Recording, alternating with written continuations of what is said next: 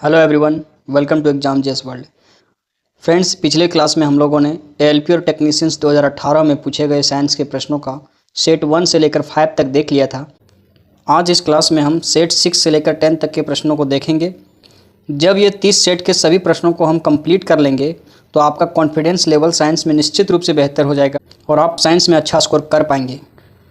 Friends, अगर इन सभी सवालों का PDF चाहिए तो आप हमारे टेलीग्राम चैनल एग्जाम जेस वर्ल्ड से प्राप्त कर सकते हैं। टेलीग्राम चैनल का लिंक इस वीडियो के डिस्क्रिप्शन में मिल जाएगा। तो चलिए शुरू करते हैं आज का ये क्लास। पहला सवाल है, वाहनों का हेडलाइट में कौन सा दर्पण का प्रयोग किया जाता है? तो अवतल दर्पण का प्रयोग किया जाता है। एक सवाल और पूछा जाता है कि वाहनों के साइड मिरर के रूप में कौन सा दर्पण का प्रयोग किया जाता है? तो उत्तल दर्पण का प्रयोग किया जाता है। कौन सी गैस चूने के पानी को दूधिया बना देती है? तो कार्बन डाइऑक्साइड गैस चूने के पानी को दूधिया बना देती है। अमोनियम नाइट्रेट का तापीय अपघटन कराने से क्या बनता है? तो नाइट्रस ऑक्साइड और जल बनेगा। नाइट्रस ऑक्साइड को फ्रेंड्स लाफिंग गैस कहा जाता है। पृथ्वी के चारों ओर चंद्रमा द्वारा एक चक्कर लगाने में किया गया कार्य किसके बराबर होगा? तो इसका कार्य शून्य होगा। चंद्रमा पृथ्वी के चारों ओर वृत्ताकार पथ में चक्कर लगाता है, इसलिए डिस्प्लेसमेंट जो है शून्य होगा। और हम जानते हैं कि वर्क डन बराबर फोर्स इंटू डिस्प्लेसमेंट होता है, और डिस्प्लेसमेंट जब शून्य होगा तो वर्क डन 0 हो जाएगा। गति के दूसरे समीकरण में किसके बीच संबंध बताया गया है? तो विस्थापन और समय के बीच।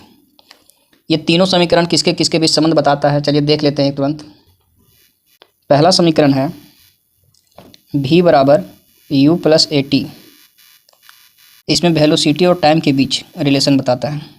दूसरा समीकरण है s बराबर ut प्लस हाफ AT²। इसमें विस्थापन, डिस्प्लेसमेंट और टाइम के बीच रिलेशन बताता है। और तीसरा समीकरण है v² बराबर u² प्लस 2as। इसमें वेलोसिटी और डिस्प्लेसमेंट के बीच रिलेशन बताता है। तो ये तीनों रिलेशन फ्रेंड्स आपको याद रखना है। तीनों रिलेशन किसी न किसी एग्जाम में पूछा गया है। दो बिंदु आवेशों के मध्य आकर्षण और प्रतिकर्षण बल का परिमाण परिवेशों की मात्रा के अनुक्रमानुपाती होता है तथा उनके बीच की दूरी के वर्ग के व्युत्क्रमानुपाती होता है। यह किसका नियम है? तो यह कूलाम का नियम है। 0.1 kg की गेंद को स्थिर स्थिति से गिराया जाता है। जब यह 2 मीटर की दूरी से गिरता है तो गुरुत्वाकर्षण बल से किया जाने वाला कार्य कितना होगा? तो बहुत साधारण सा न्यूमेरिकल है। mgh में वैल्यू पुट कर दीजिए, इसका उत्तर आ जाएगा 1.96 जूल। डोबेरानर ट्राइड निम्नलिखित में से कौन सा है? तो 4 विकल्प दिया गया था, जिसमें एक ट्राइड यहाँ पर सही उत्तर होगा, लिथियम, सोडियम और पोटेशियम। डोबेरानर के द्वारा कुल 3 ट्राइड दिया गया है। इसके अलावा 2 ट्राइड अभी और आपको जानना है। तो पहला ट्राइड लिथियम, सोडियम और पोटेशियम है। दूसरा ट्राइड आपको याद रखना है क्लोरीन, ब्रोमीन और आयोडीन। और तीसरा ट्राइड है कैल्शियम, स्ट्रांसियम और बेरियम। यकृत किस प्रकार की ग्रंथि है? तो यह बहिस्रावी ग्रंथि है। ये हमारे शरीर की सबसे बड़ी ग्रंथि है। पौधे में वह कार्बोहाइड्रेट जिसे तुरंत उपयोग नहीं किया जा सकता है, उन्हें किस रूप में संचित किया जाता है? तो स्टार्च के रूप में संचित किया जाता है।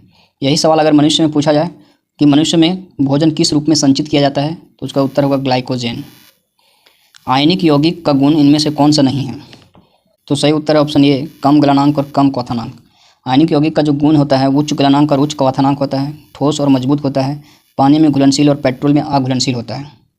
इसके अलावा आपको याद रखना है, जो आयनिक यौगिक होता है द्रव अवस्था में विद्युत का चालन करता है और ठोस अवस्था में नहीं करता है। निम्नलिखित में से कौन गर्म पानी के कुंडों, गहरे समुद्र, तप्त कंदराओं और अंटार्कटिका की बर्फ जैसे जीवन यापन हेतु अति जटिल निवास स्थान में भी निवास कर सकता है? तो बैक्टीरिया है ऐसा प्राणी जो जटिल निवास स्थान में भी निवास कर सकता है। चंद्रमा पर जी का मान पृथ्वी पर जी के मान का 1/6 है। यदि कोई व्यक्ति पृथ्वी पर 1.5 मीटर ऊपर उछलता है तो चंद्रमा पर यह कितने ऊंचाई तक उछल सकता है? तो बहुत आसान है, 1.5 मीटर को आप 6 से गुना कर दीजिए, 9 मीटर आ जाएगा आंसर। किन ऊतकों में कोशिकाएं जीवित होती है, लंबी और कोनों पर अनियमित रूप से स्थूल होती है? तो कोलेनकाइमा। किस वैज्ञानिक ने उत्प्लावक बल के अस्तित्व की खोज की? तो आर्किमिडीज ने। डैश एक सतही घटना है, तो वाष्पीकरण एक सतही घटना है। अपच का इलाज करने के लिए किस प्रकार की दवा का प्रयोग किया जाता है? तो एंटासिड का। प्रकाश संश्लेषण के दौरान बने उत्पाद कौन सा है? तो ग्लूकोज, जल और ऑक्सीजन, ये 3 उत्पाद बनते हैं। सोडियम कार्बोनेट की हाइड्रोक्लोरिक अम्ल से अभिक्रिया करने पर कौन सी गैस उत्पन्न होती है? तो कार्बन डाइऑक्साइड गैस उत्पन्न होगी। बेंजीन में सिग्मा और पाई बॉन्ड की संख्या कितनी है? तो सिग्मा बॉन्ड 12 और पाई बॉन्ड 3 होगी। चलिए इसे डिटेल में थोड़ा देख लेते हैं। तो ये रहा बेंजीन का संरचना। सूत्र होता है C6H6। इससे पहले हम लोग देखेंगे जब कार्बन कार्बन या कार्बन हाइड्रोजन के बीच सिंगल बॉन्ड होता है तो वहाँ एक सिग्मा बॉन्ड बनता है। जब डबल बॉन्ड होता है तो वहाँ एक सिग्मा और एक पाई बॉन्ड बनता है, और अगर ट्रिपल बॉन्ड हो तो वहाँ पर एक सिग्मा और 2 पाई बॉन्ड होता है। तो यहाँ हम देख सकते हैं बेंजीन का संरचना में 3 डबल बॉन्ड है, तो यहाँ एक सिग्मा एक पाई, एक सिग्मा एक पाई और एक सिग्मा एक पाई, टोटल 3 पाई बनेगा। तो पाई बॉन्ड की संख्या टोटल 3 हो जाएगी, इसके अलावा तो कहीं डबल बॉन्ड है नहीं। उसके बाद जितना सिंगल बॉन्ड है वहाँ पर एक सिग्मा बनेगा। तो सिंगल बॉन्ड आप गिन सकते हैं, यहाँ एक बनेगा, एक यहाँ, एक यहाँ, एक यहाँ, इस तरह से जहाँ जहाँ सिंगल बॉन्ड है वहाँ बन जाएगा। तो अब टोटल सिग्मा बॉन्ड की संख्या 12 हो जाएगी फ्रेंड्स, गिन सकते हैं आप। आई होप आपको क्लियर हो गया होगा। बढ़ते हैं आगे। 10 ओम के 2 समान प्रतिरोधक समांतर क्रम में जुड़े हैं। यह संयोजन 10 ओम के तीसरे प्रतिरोधक से श्रृंखला में जोड़ा जाता है। संयोजन का समकक्ष प्रतिरोध कितना होगा? तो आप इसे देख सकते हैं, पहले के 2 समान प्रतिरोधक जो हैं 10 ओम के, वो समांतर क्रम में जुड़ा हुआ है। तो आप इसे जोड़ सकते हैं, समांतर क्रम की शुरुआत वाले 2, इसका आ जाएगा इक्विवेलेंट रेजिस्टेंस, टोटल 5 आ जाएगा, R = 5 आ जाएगा। इसके बाद तीसरा जो प्रतिरोध है वो 10 ओम का, उसको सीरीज में जोड़ा जाता है, तो टोटल 15 ओम हो जाएगा। अमीबा में किस प्रकार का अलैंगिक प्रजनन होता है? तो द्वितीय विखंडन विधि द्वारा। हीरे के कार्बन परमाणु के बाहरी कोश में मुक्त इलेक्ट्रॉन की संख्या कितनी होती है? तो 0 होगी, क्योंकि हम जानते हैं कि कार्बन का पहला परमाणु अपने बाहरी कोश में कार्बन के दूसरे परमाणु से 4 इलेक्ट्रॉन का साझा करके ऑक्टेट पूरा कर लेता है, इसलिए इसके बाहरी कोश में कोई मुक्त इलेक्ट्रॉन नहीं होता है। यदि किसी सुधारात्मक लेंस की शक्ति +2.0 डायोप्टर है तो यह क्या है? तो यह एक उत्तल लेंस होगी। कौन सा डोबेरेनेट त्रिक का तीसरा सदस्य है जिसमें लिथियम और सोडियम भी शामिल है? तो हम कुछ देर पहले ही देखे थे अभी कि डोबेरेनेट ने जो कुल 3 त्रिक दिए थे, उसका पहला त्रिक था लिथियम, सोडियम और पोटेशियम। उसमें से अभी पूछ दिया कि तीसरा सदस्य कौन होगा, जिसमें पहला सदस्य लिथियम और सोडियम दिया हुआ है, तो तीसरा सदस्य पोटेशियम होगा। विद्युत रोधियों की प्रतिरोधकता कितनी होगी? तो विद्युत रोधियों की प्रतिरोधकता 10⁻12 ओम मीटर से 10⁻17 ओम मीटर तक होगी। नेक्स्ट टाइम हो सकता है आपसे पूछ ले कि चालक की प्रतिरोधकता कितनी होती है, तो आपको याद रखना है 10⁻2 ओम मीटर से 10⁻6 ओम मीटर तक। और अगर अर्धचालकों की पूछ ले तो 10⁻5 ओम मीटर से 10⁻6 ओम मीटर तक। एक वक्रीय दर्पण जिसमें परावर्तक सतह अंदर की ओर रहता है, कौन सा दर्पण कहलाता है? तो अवतल दर्पण कहलाता है। एक आपतित किरण एक समतल दर्पण के साथ 20 डिग्री का कोण बनाते हुए परिवर्तित होती है। आपतित और परावर्तित किरण के बीच का कोण कितना होगा? आप देख सकते हैं, आपतित किरण 20 डिग्री के साथ आती है तो 20 डिग्री के साथ ही लौटेगी। अब बोल रहा है कि इसमें आपतित किरण ये है और परावर्तित किरण ये है, इसके बीच ये जो कोण है कितना होगा? बहुत ही आसान है, एक लाइन में जानते हैं कि 180 डिग्री का कोण बनता है, उसमें से 20 डिग्री और ये 20 डिग्री घटा देंगे, अर्थात 40 डिग्री, तो बचेगा कितना? 140 डिग्री। युग्मक संलयन को किस रूप में परिभाषित किया गया है? तो युग्मक संलयन अंडे के साथ शुक्राणुओं में एक संलयन होता है। पदार्थ के संदर्भ में कौन सा कथन गलत है? तो आप देख सकते हैं फ्रेंड्स, पदार्थ के कण स्थिर अवस्था में होते हैं, जो बिल्कुल गलत है। इसका सही उत्तर होगा ऑप्शन ए। पदार्थ के कण एक दूसरे को आकर्षित करते हैं, बिल्कुल सही है। पदार्थ के कणों के बीच रिक्त स्थान होता है, ये सही है। और पदार्थ के कण बहुत छोटे हैं, ये भी सही है। 4 तत्वों की परमाणु संख्या दिया हुआ है। अब पूछा गया कि इनमें से किन 2 तत्वों का रासायनिक गुण समान होगा? तो अब देख सकते हैं कि जो फ्लोरीन और क्लोरीन है, ये हैलोजन ग्रुप का जो है ग्रुप नंबर 17 का तत्व है, और इसके बाहरी कोश में 7 इलेक्ट्रॉन हैं, इसलिए इसे रासायनिक गुण इन तत्वों की समान होगी। कॉपर सल्फेट का जलीय विलयन नीले लिटमस पत्र को लाल कर देता है। शुष्क लिटमस पेपर पर शुष्क HCl गैस की क्या क्रिया होती है?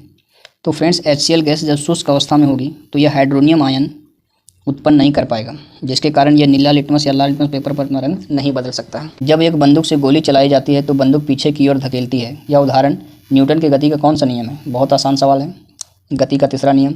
चंद्रमा पर किसी लड़के का भार 300 न्यूटन है, तो इस लड़के का पृथ्वी पर कितना भार होगा? तो चंद्रमा से इसका 6 गुना ज़्यादा भार होगा, अर्थात 1800 न्यूटन। यहाँ गलत दिया हुआ है, 1800 न्यूटन पृथ्वी पर होगा। निम्नलिखित में से कौन सा धातु सबसे अधिक अभिक्रियाशील है? इसमें कैल्शियम सबसे अधिक अभिक्रियाशील धातु होगी।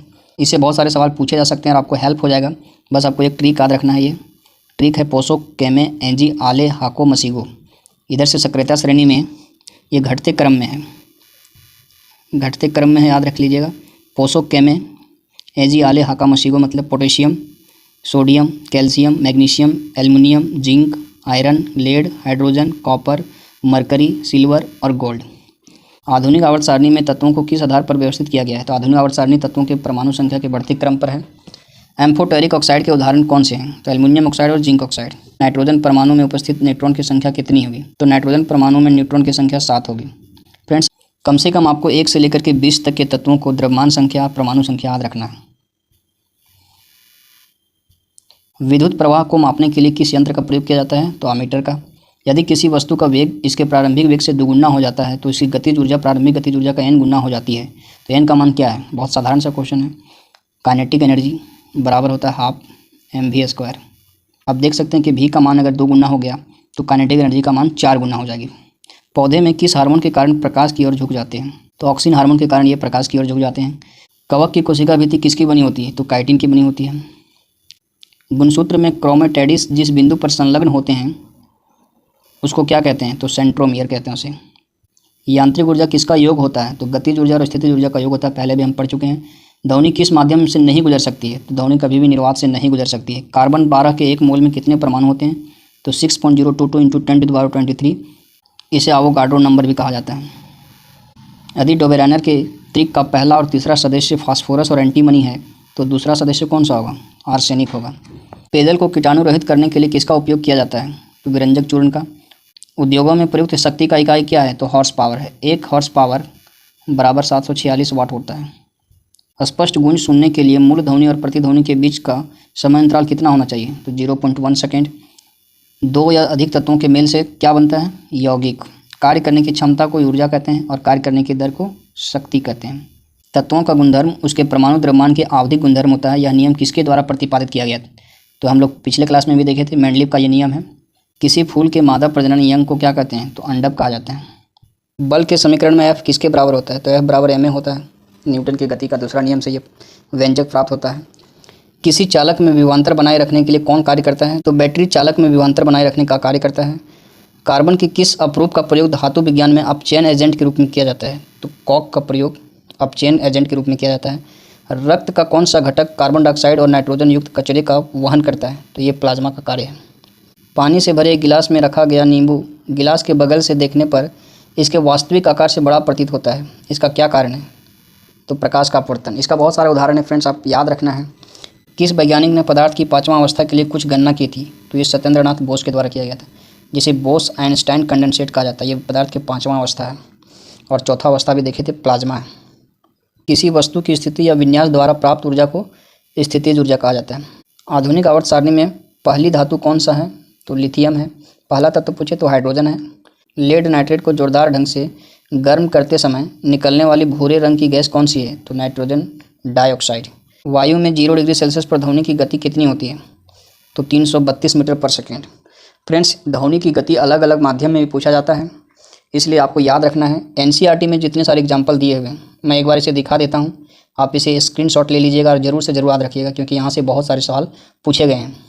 ये आपको कम से कम याद कर लेना है, क्योंकि यहाँ से कई बार सवाल पूछे गए हैं। इसका स्क्रीनशॉट आप रख लीजिएगा। बढ़ते हैं आगे। बायोगैस बायोमास से किस प्रक्रिया के माध्यम से उत्पन्न होता है? तो अवायवीय किण्वन प्रक्रिया के द्वारा बायोगैस बायोमास से उत्पन्न होता है। भ्रूण को एक विशेष ऊतक की सहायता से माँ के रक्त से पोषण प्राप्त होता है। ये विशेष ऊतक का नाम है गर्भनाल, इसका अंग्रेजी नाम है प्लेसेंटा। सितारों में प्लाज्मा बनने का कारण क्या है? तो ये उच्च तापमान के कारण सितारों में प्लाज्मा बनता है। ओडोमीटर एक ऐसा उपकरण है जिसका उपयोग गाड़ियों की दूरी मापने के लिए किया जाता है और स्पीडोमीटर से इसका ताक्षणिक गति मापी जाती है। प्रोस्टेट ग्रंथि किसके नीचे मौजूद होता है? तो मूत्राशय के नीचे प्रोस्टेट ग्रंथि मौजूद होता है। निर्वात में प्रकाश की चाल कितनी है? निर्वात में प्रकाश की चाल 3 × 10⁸ मीटर पर सेकंड है। तो आज का ये अंतिम सवाल था फ्रेंड्स। कैसा लगा वीडियो बताइएगा कमेंट बॉक्स में, और अगर वीडियो अच्छा लगा होगा तो लाइक करें, अपने दोस्तों के पास शेयर करें, और इस चैनल पर अगर नए हैं तो इसे सब्सक्राइब करना ना भूलें। तो मिलते हैं अगली वीडियो में। Thank you. जय हिंद।